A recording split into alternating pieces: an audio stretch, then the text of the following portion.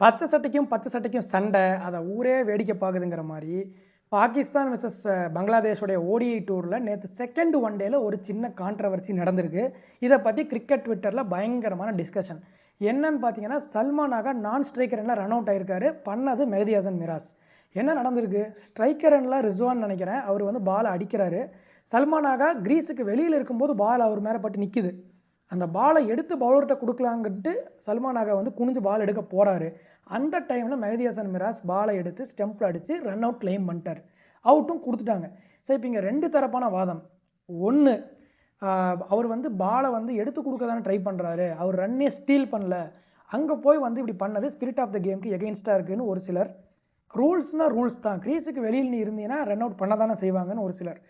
இதில் என்னோட ஒப்பீனியன் என்னென்னு வந்து கேட்டிங்கன்னா, கண்டிப்பாக அந்த இடத்துல சல்மான் ஆகா வந்து பாலை எடுத்து கொடுக்கும்போது ஜென்யூனாக எடுத்து கொடுக்குற ட்ரை பண்ண மாதிரி தான் இருந்துச்சு. அதை நான் வந்து டினையே பண்ணல. பட் ரிஸ்வான் அந்த பாலை அடிக்கும்போது குயிக்காக ஒரு ரன் எடுக்கணுங்கிற இன்டென்ஷனில் தான் ஆப்வியஸாக ஒரு கிரீஸ் அவுட்டு 2-3 ஸ்டெப்ஸ் ஓடி வராரு.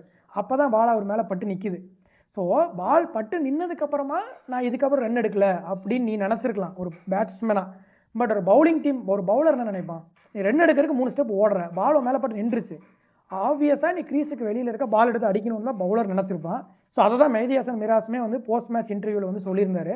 ஸோ எனக்கு தெரிஞ்சு நீ ஹெல்ப் பண்ணுறது அது எல்லாமே அடுத்து, பட் பால் ஒரு லைவில் இருக்கும்போது இன்னும் டெட் ஆகலை, ஒரு ஃபீல்டர் எடுத்து கீப்பர்கிட்டயோ பவுலர்கிட்டயோ த்ரோ பண்ணல, ஒரு கீப்பரோ பவுலரோ பால் எடுத்து கையில் வச்சிருந்து பேட்ஸ்மேன் வந்து கிரீஸுக்குள்ளேயே போய் நிற்கலை, இந்த மாதிரி இன்னும் எந்த ஆக்ஷனுமே அந்த ஈவெண்ட் முடியல.